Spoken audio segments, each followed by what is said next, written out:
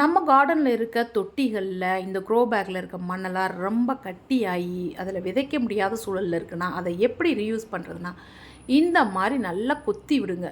இது இப்போ க்ரோ பேக்கில் வச்சு ஒரு 2-3 வருஷம் ஆச்சுங்க. இதை நான் 2-3 வருஷமாக யூஸ் பண்ணிக்கிட்டு தான் இருக்கேன் இதே க்ரோ பேக்கை.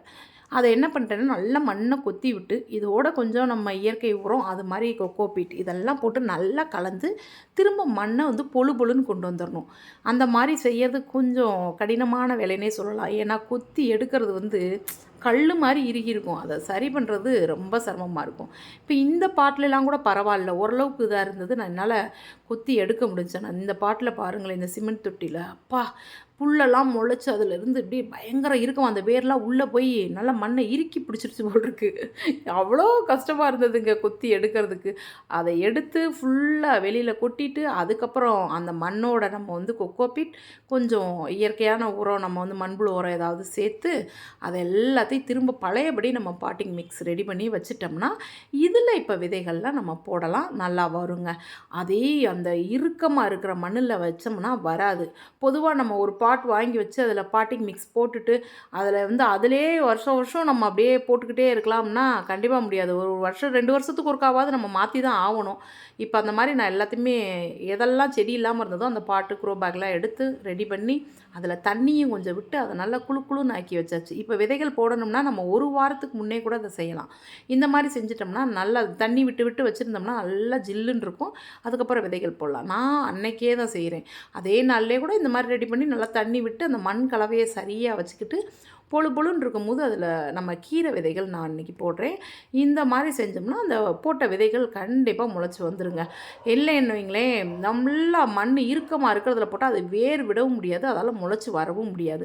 நான் மரபு விதைகள் சிலது வாங்கிட்டு வந்திருந்தேன். எல்லா விதைகளையுமே நான் விதைச்சிருக்கேன். எத்தனை வருதுன்னு சொல்லி பார்ப்போம். இப்போதைக்கு வந்து இப்போ நான் விதைச்சதில் ஒரு வாரம் ஆச்சுங்க. அதுக்குள்ளே வந்து கீரைகள் வந்துடுது, அது வந்துடும். ஆனால் இன்னும் நான் யானைத்தந்த வெண்டை இந்த மாதிரி செடிகள், காய்கறி செடிகளுக்குரிய விதைகள் போட்டது எல்லாமே வருவதற்கு கொஞ்சம் டைம் எடுக்கும்.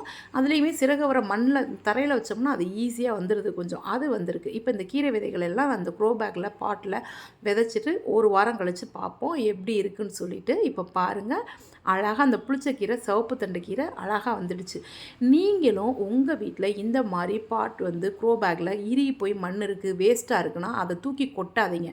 அதை ரீயூஸ் பண்ணுங்கள். அதை நல்லா உடச்சி விட்டு அதுக்கு மேலே வந்து கொஞ்சம் உரம், கொஞ்சம் கொக்கோபீட்லாம் கலந்து ரெடி பண்ணி வச்சிட்டிங்கன்னா போட்ட விதைகள் முளைச்சிரும். நீங்கள் வேறு என்ன செடிகள் வைக்கிறதா இருந்தாலும் இதில் வைக்கலாம். இப்போ தான் இதில் போட்டிருக்க காசினி கீரை விதைகள் கொஞ்சம் போட்டிருந்தேன், அதெல்லாமே வந்திருக்கு. இன்னும் வெண்டிக்காய் விதை போட்டது ஒன்றே ஒன்று வருது, மற்றதெல்லாம் இன்னும் வரல. மற்ற கீரை விதைகள் போட்டது இதெல்லாம் வந்து நான் வந்து கார்டன்லேயே போட்டிருக்கேன், அதுவும் வந்துட்டுது. அதே மாதிரி கொத்தவரை கொஞ்சம் விதைச்சிருக்கேன், அதுவுமே வந்துடுச்சுங்க. அது மாதிரி விதை வந்து இந்த சிவப்பு பூ பூக்கக்கூடிய அகத்திக்கீரை, அது 2 வெரைட்டி இருக்குல்ல, அதில் சிவப்பு பூ போடு அதுவுமே வந்திருக்கு.